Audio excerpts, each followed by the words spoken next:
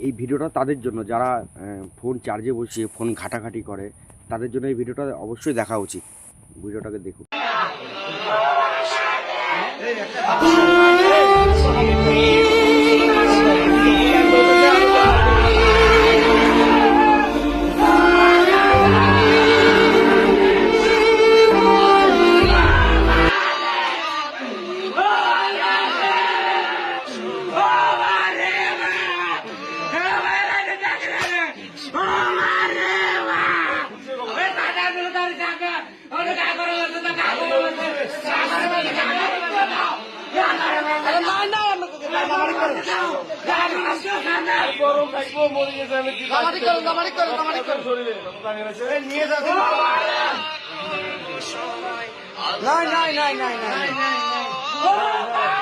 তবে এটাই বলবো যে যারা মোবাইল চার্জে বসিয়ে মোবাইলটা ঘাটাঘাটি করে তারা অবশ্যই যেন সতর্ক হয়।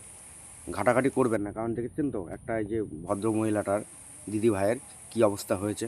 এটা আপনারও হতে পারে, আমারও হতে পারে। তো সেই জন্য এটাই ভিডিওটা আমি সতর্কবার্তার জন্য করলাম, যেন চার্জে বসে মোবাইলটা ঘাটাটা ঠিক নয়। তো চলো অন্য ভিডিও দেখা।